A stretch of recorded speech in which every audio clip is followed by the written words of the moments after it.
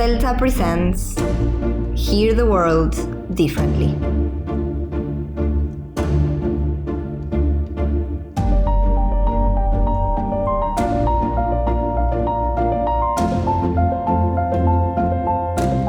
Good morning, everybody. We're going to make a start, if you don't mind. You're very welcome to this morning's webinar, Fake versus Fact, Tools for Tackling Misinformation. My name is Bobby McCormick. I'm one of the two co-founders of Development Perspectives and the current CEO. We're a member of a consortium called CELTA.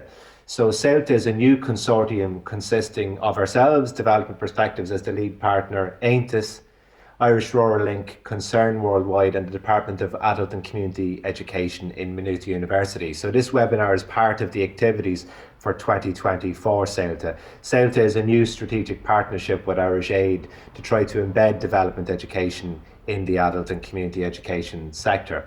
And the word CELTA, in case anyone's interested, comes from the Irish for worldly wise. So quite apt, I think, given I suppose the stage of our planet and the people who live on it at this stage. Worldly wise, we need more of that. You can see, of course, on our website, developmentperspectives.ie, lots more information about CELTA and lots more activities. And I would suggest to any of you that want to get involved in other parts of our work to sign up for our newsletter, and that's easily done through the website. We're delighted to have Carmine Rodi Falanga join us from Prague today.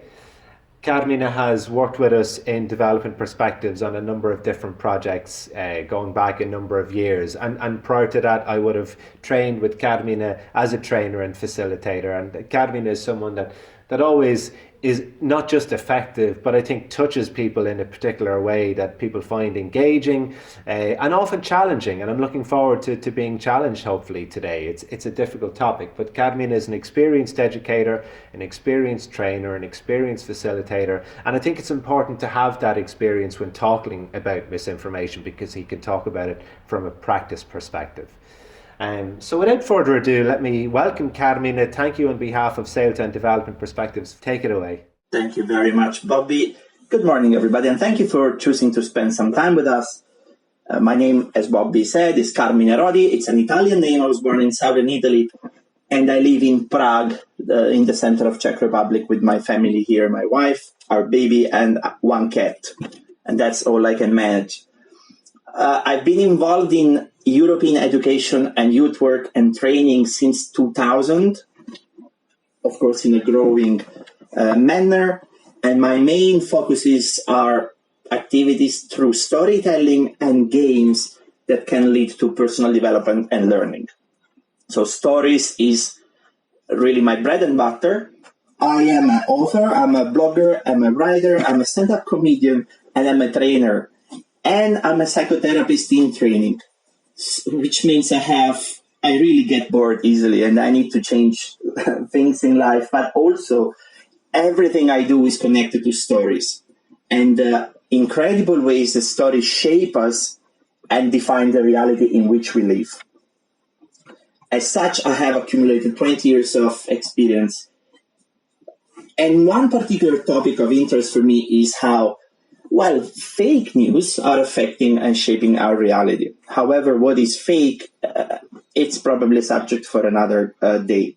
I want to start, as many presenters do, I want to start with a popular quote, which is very often used to introduce this topic, and it's by Mark Twain. If you don't read the newspaper, you're uninformed. If you read the newspaper, you're misinformed, Mark Twain said, supposedly, because it is fake.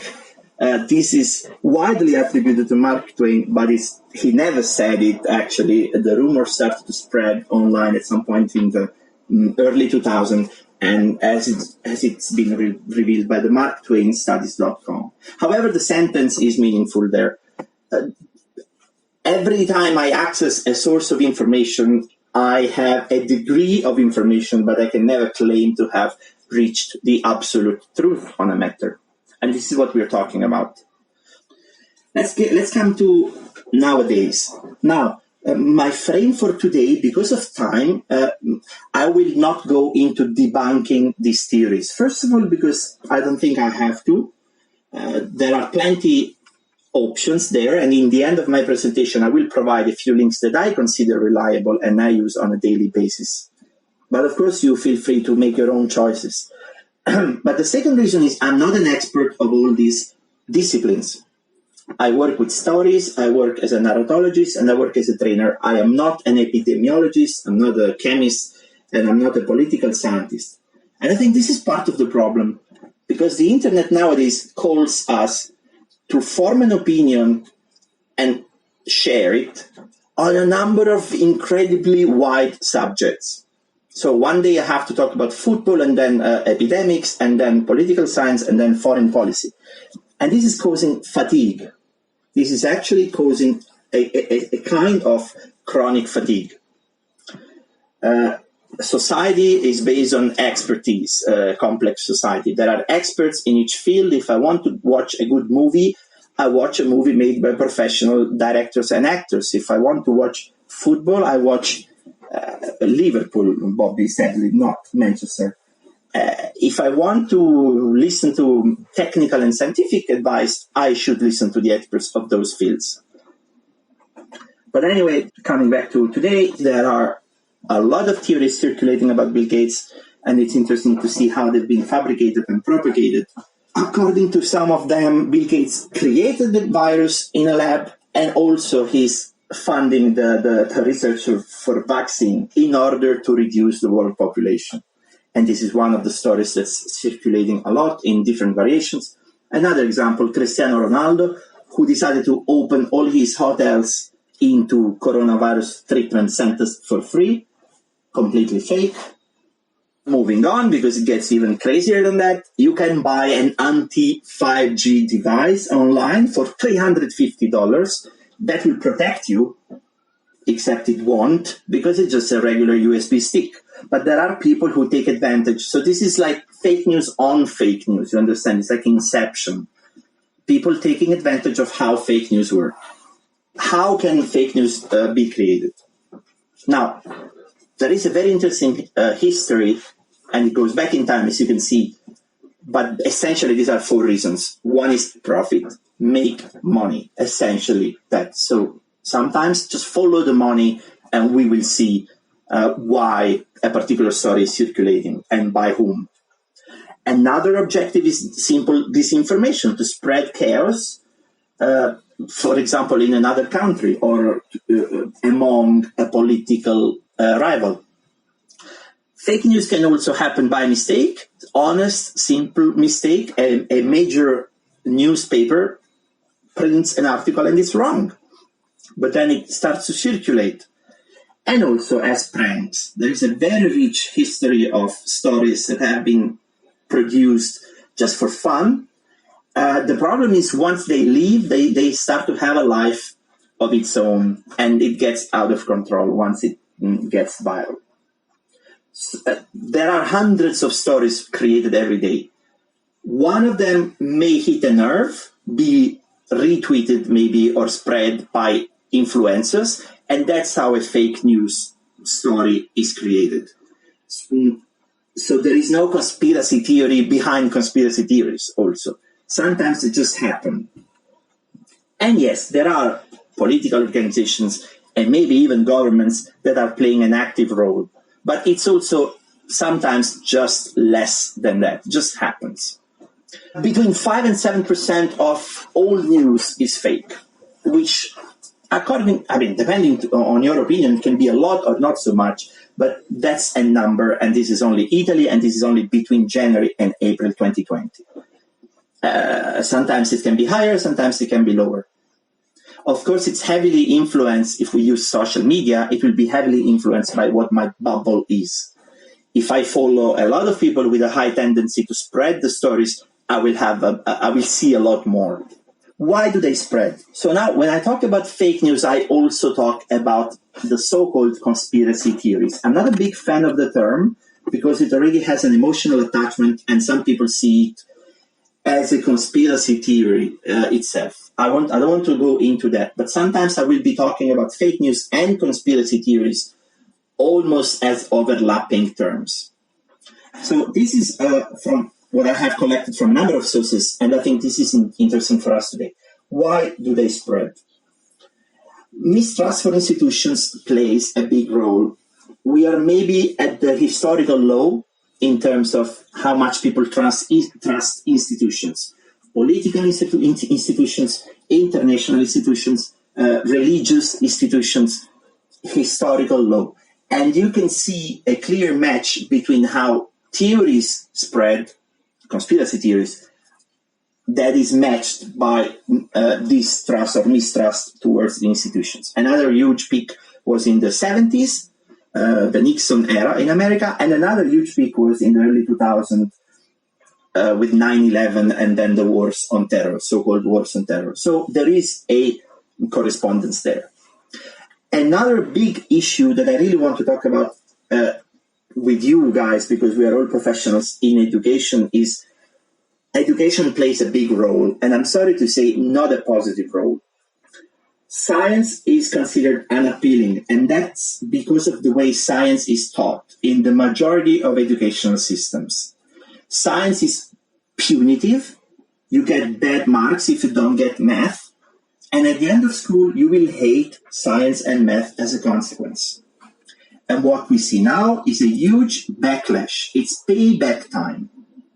And I get passionate when I talk about this because I'm a big fan of science. I'm a science lover and geek. And this is backfiring spectacularly. You see it in narratives which are also propagated by politicians. We had enough of experts, or do your own research, don't trust academia, and so on. There is a widespread feeling of mistrust towards science and academia in general, and of course it has reasons. It comes from the fact people have been failed by science and educational institutions. Another factor is magic and paranormal beliefs. This always had a huge appeal. I mean, we after all, we've been into critical thinking only for about 200 years, scientific method as such, but magic and paranormal has always been part of human life.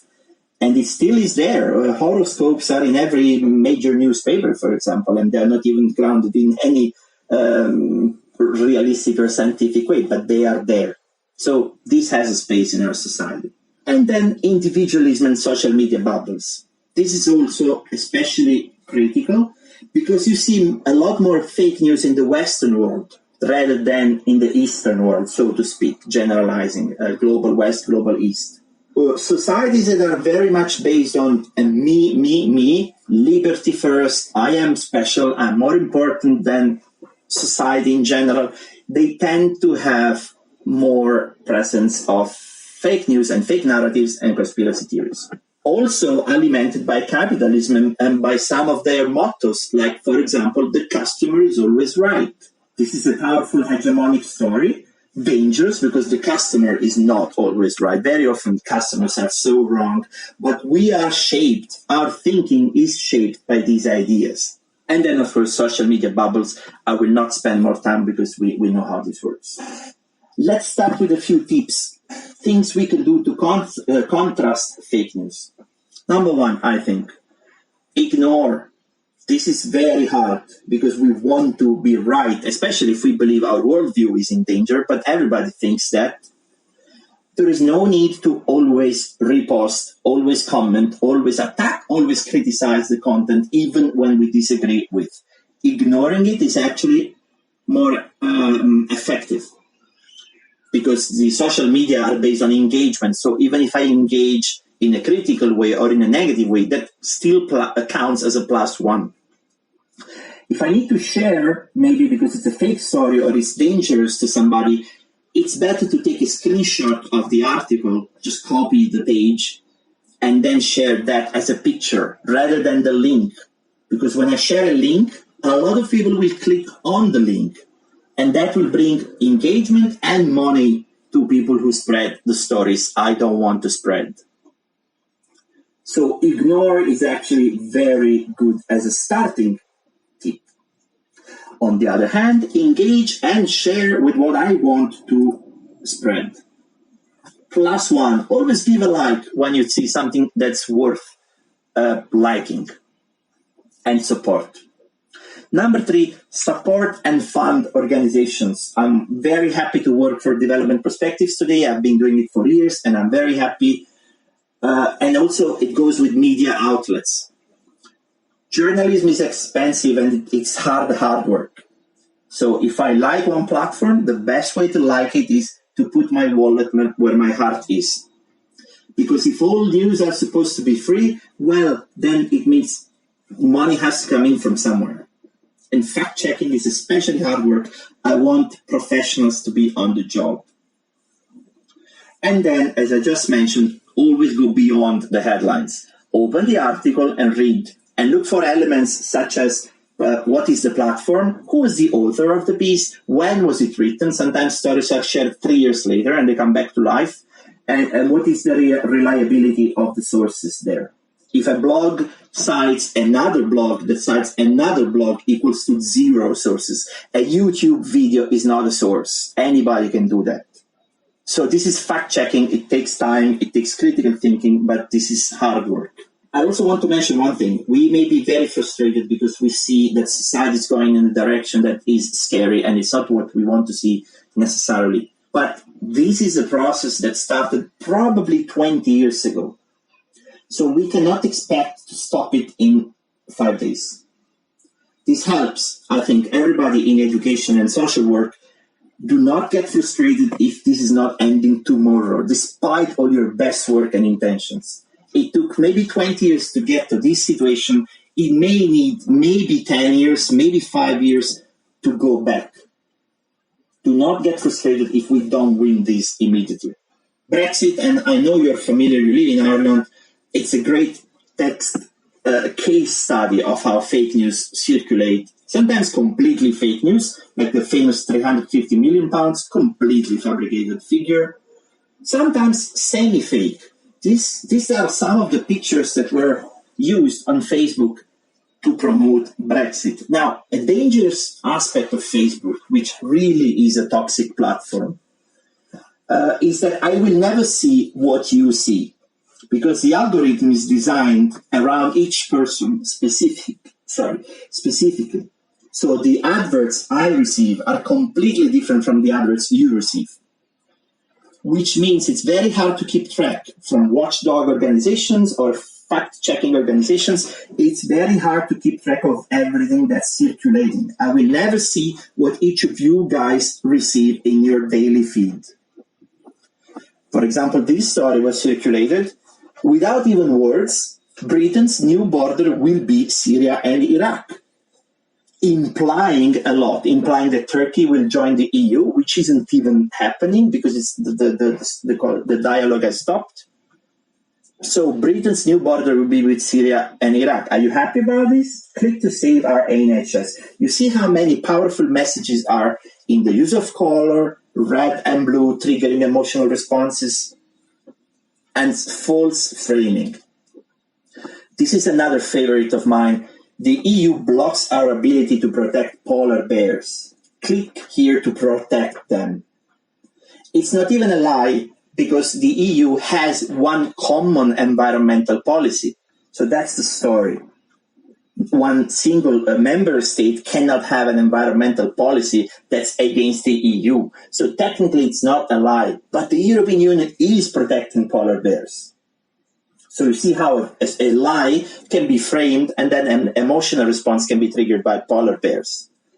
I will go quickly over the other lies about Brexit, and also I want to mention the giraffe in the room.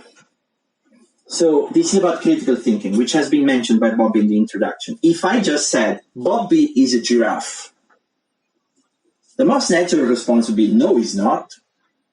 And then I would say, well, prove it. And this is how we start a discussion which leads nowhere, and it's against critical thinking rule number 1, which is the burden of proof should lay on those who lay charges. So we should stop the conversation at the beginning. When I say Bob is a giraffe, prove that Bob is a giraffe. And of course, it's impossible to prove. But very often, those who spread fake news and toxic stories are on the offensive all the time, and organizations end up being on the defensive all the time. So the burden of proof rests on you, or on the attacked side. And this is a logical fallacy. Facts and beliefs don't mix. They are like water and oil. Human thinking relies heavily on myth, on stories, and on narratives, not so much on facts. So when we face a very strong belief, to oppose facts simply won't do. And this is a mistake we do a lot. We engage with strangers online and we report web links and a ton of information and statistics and numbers, and the person has a belief or a rooted belief that will simply block it. So I think it's worth remembering that you cannot oppose beliefs with facts. Some people were familiar with this concept. I want to mention it, the red pill idea. It's very, very common in the discourse around fake news and conspiracy theories. Made popular by the movie The Matrix for a different reason, as a paradigm for personal choice and freedom against oppression. Basically, there was an iconic scene in which Morpheus gives the protagonist a choice between a red pill and the blue pill. And if they chose a red pill, they would enter the special world of the Matrix and see the truth. So red pill becomes a synonym for come and I will show you the truth. Now, in a movie, it's great and exciting. When used outside of that context, it is dangerous because it assumes that the truth, objective truth, even exists. And people refer to this as I've been red-pilled, or I received my red pill, or that guy red-pilled me. And try for your own homework and your own consideration, try to do an internet search on Donald Trump plus red pill. He's considered a champion of the red pill cause. It is also very, very dangerous because it divides the world in us versus them. We are initiated and we have the truth, and everybody else is not. And these people are considered less than humans. When I read online sources and conversations, it's very easy to find catchwords like sheeple, which is a mix between sheep and people. So people who just obediently follow the authority. NPC, which stands for non-playing characters. It's a term from video game culture. Or normies, which means normal people. While we are the special ones, we who got the red pill. And it's dangerous also because it opens the way to charismatic leaders. Those guys know the truth. I should follow them blindly. How to address fake news believers if I believe all these? One very good tip I found is to acknowledge that in every story there is a kernel of truth. So do not dismiss a belief entirely, especially because there is a little bit of truth everywhere. Maybe inaction towards climate change motivates a lot of people to disbelieve climate change altogether. But if it's so bad, why governments are not acting? Greedy corporations, corrupt politics, they are real. And a lot of people react to those. And then they buy into fake narratives. Also validate people's feelings, history, and perception, which are important and real. And try a value-based approach, not a fact-based approach. Don't offer a ton of information and web sources because people will not even read them and they may not work. Don't be aggressive when attacking. Well, don't attack. Don't use heavy sarcasm. Nobody changes their mind when they are ridiculed. And I see it a lot. Yeah, you guys are just ignorant. You cannot understand. You cannot even read the facts. Nobody will ever change their mind this way. And sometimes don't even engage in long arguments with strangers online. It's a waste of time. Reply once, politely, express your own opinions, maybe one link to fortify your opinion, and then move on. Walk your dog, cook a meal, go outside. Do not spend an entire afternoon. Nobody changes their mind on the internet. And there is a high chance you are arguing with a robot, with a bot, with an artificial piece of software. 30% of Twitter is made of bots, which are softer. I'm a comedian, so I often face the question, does humor even help? And that's very tricky, as everything with humor. If it ridicules somebody, then it backfires.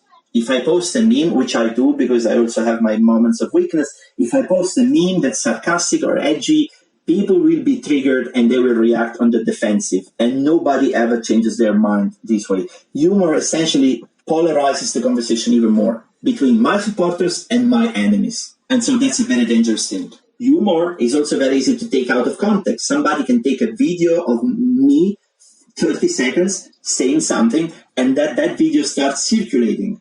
And it is also important because memes and jokes are the background noise of online cultures. So if I don't use it, I leave the field to cultures and groups who know how to use them. And from physics, we know that when there is a void, the void is filled.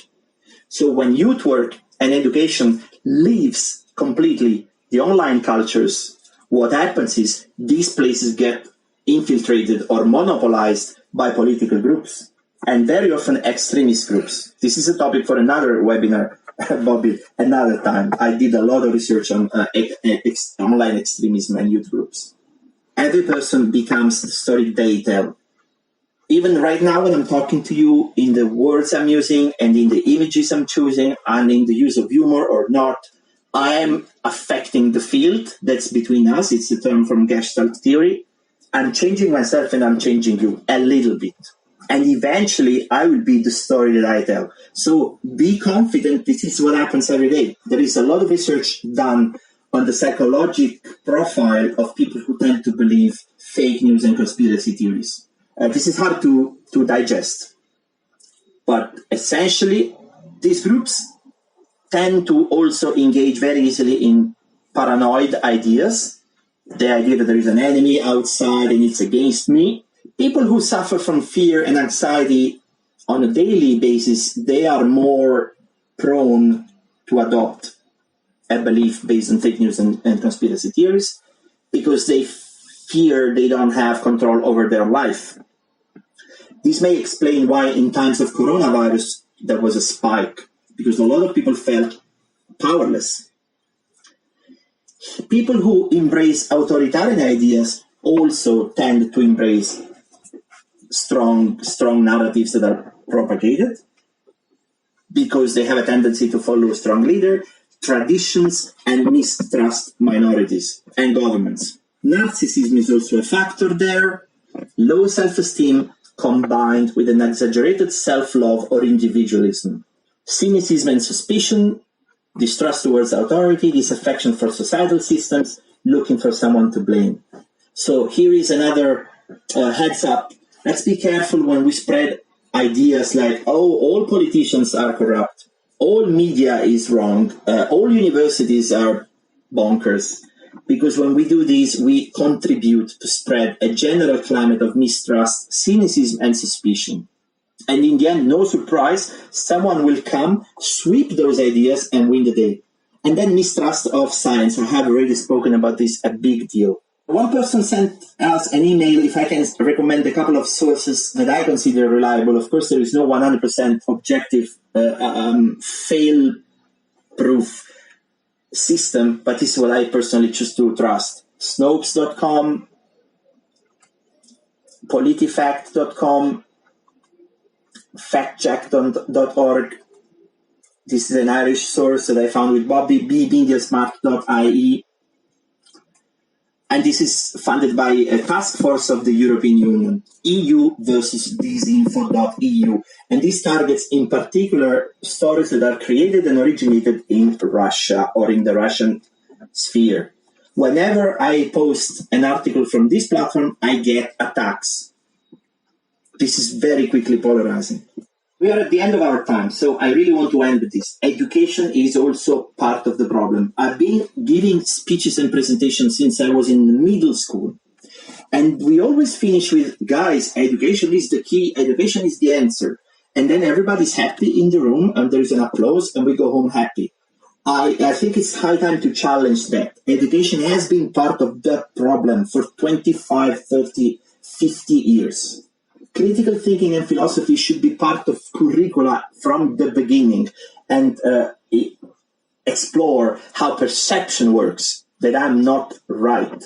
I am completely biased as a human being, breathing organism. What is the nature of truth? logical fallacies and how they work, and critical story analysis. This is something really fun. This is something I do. I take a Hollywood movie and I unpack it, like La La Land or Fast and Furious, and I unpack and I dig into it, and I find the myth and the narrative mechanisms.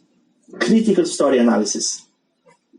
Research has to be shared more and better. For reasons that now we don't have the time to explore, academia spends too much time talking to itself and also running after funding.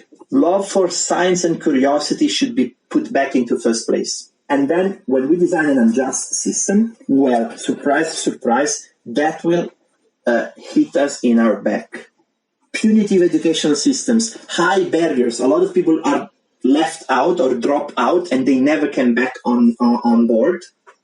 And curricula that just leave people behind. They create frustration. The frustration becomes mistrust, and that becomes anger. And if you are in education and youth work, I know you have this feeling. People don't trust school and they don't trust science. The last concept I want to touch, and this is really the end from my side, is not only we need to talk about literacy or media literacy, but also meta literacy, which is even deeper than that. We need to become literate not only on what we read and what we learn, so that's the cognitive, but also the metacognitive area should also get attention. What do I think about my own thinking? How does that affect my emotions? And how do emotions affect behavior? And then back to the cognitive. How does my behavior affect what I learn? These are advanced disciplines that we can learn in life when we go to psychotherapy training or personal development courses, but this usually happens late in life. And a lot of people don't get there, and that's a problem in our society. Conclusions. We are the media. Don't blame the media when we are. We tell the story we want to see, support causes and creators, and let's be aware of our biases. Thank you. That's super, Carmine. Thank you for putting that together. So many kind of thoughts are coming to me. First of all, there's a really interesting book has been published late last year by a guy called David Robert Grimes called The Irrational Ape.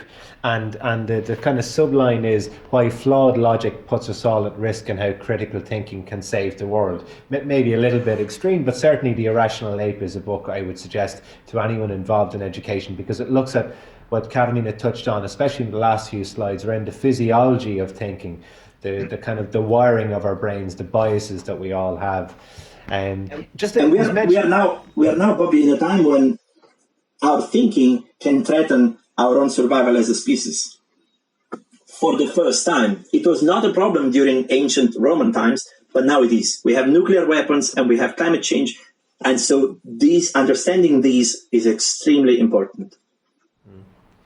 And indeed, those two issues that you picked up on, Carmine, would be the two biggest risks that Noam Chomsky would have identified facing the planet, both from a nuclear point of view and climate, of course, and the climate catastrophe that we're seeing.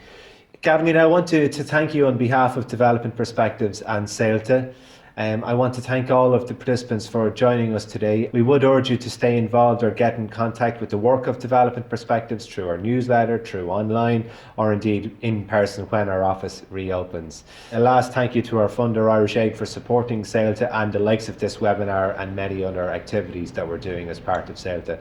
So on behalf of Development Perspectives, have a good afternoon, everybody. Thank you for joining us. CELTA presents Hear the World Differently.